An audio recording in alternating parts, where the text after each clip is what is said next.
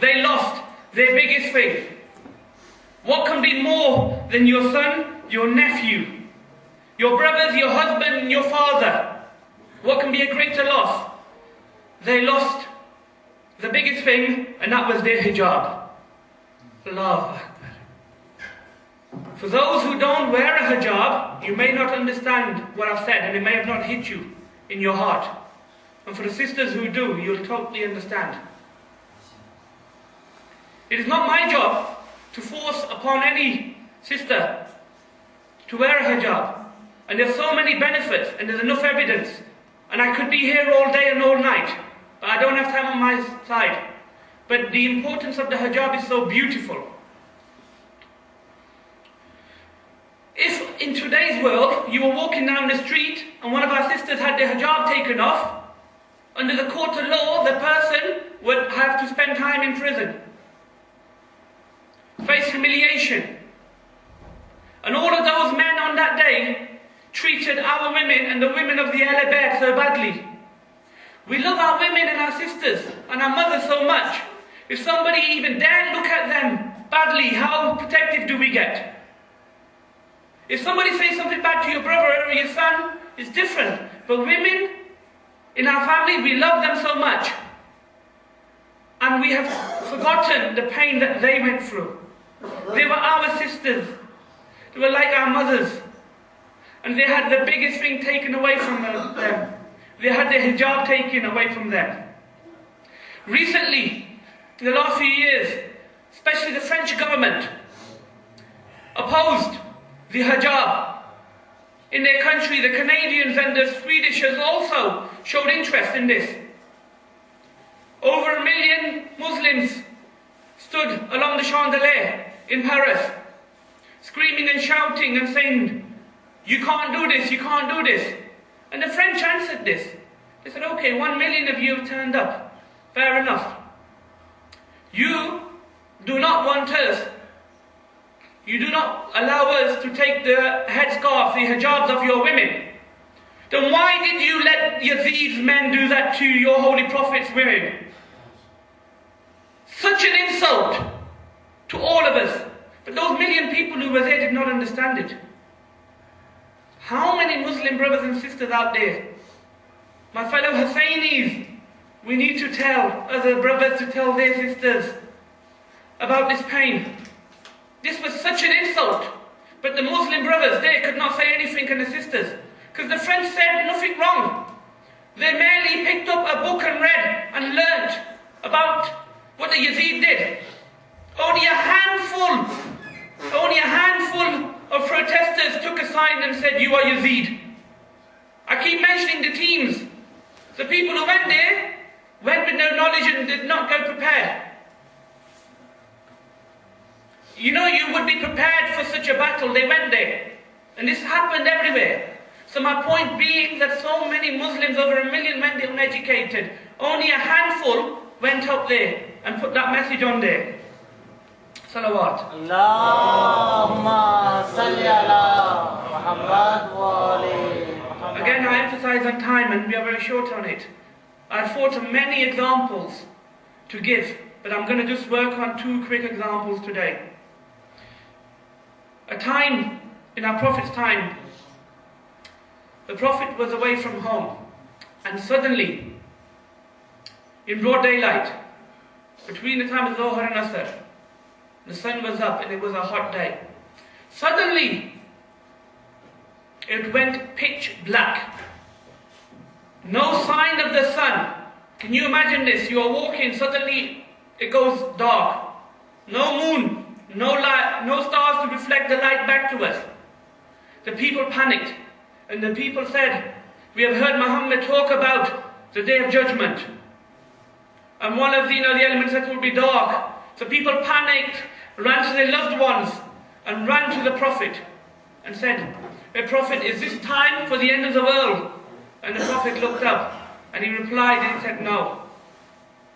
The sun has disappeared because my Bibi Fatima's hair or her hijab may have fell down." Subhanallah, people, think about what I've just said. If you didn't understand it, I'll say it again. My Bibi, hijab may have fell off. The point I'm trying to make, forget the humans, even the sun itself did parda. Oh brothers, it's a very important thing, this parda. And there are so many examples. But like I said, I don't have much time. But I hope my sisters next door can understand what I said. This message was to you, and it was from the bottom of my heart.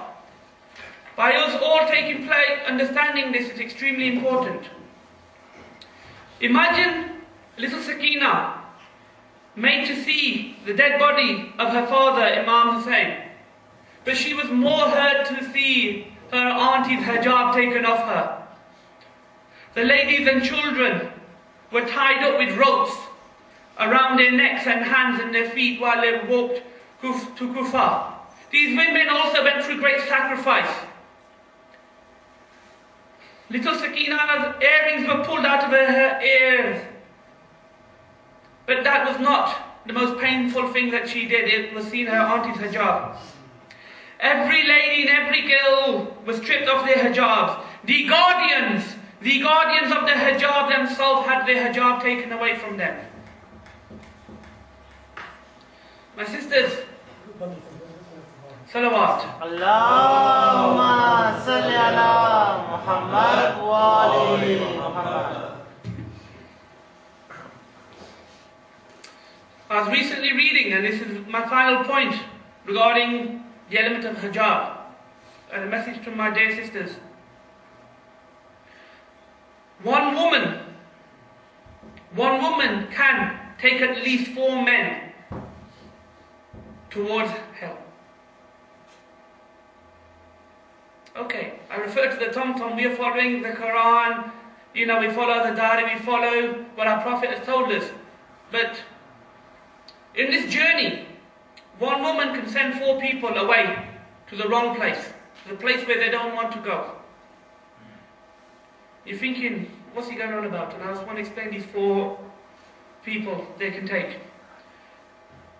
A girl can first take her father to that direction for not telling her about Islam and implementing the hijab. The father first. If she has no father, or the father does not take this responsibility, or brothers amongst us, it is your responsibility. And if you fail in this responsibility, then I can't help you. You will be going in the other direction. So you are now the second people. The fathers of here, you are the first. And when you become fathers, you will also have that responsibility. But those who are brothers, you also have that responsibility. My brothers, you're not going to be let off so easy.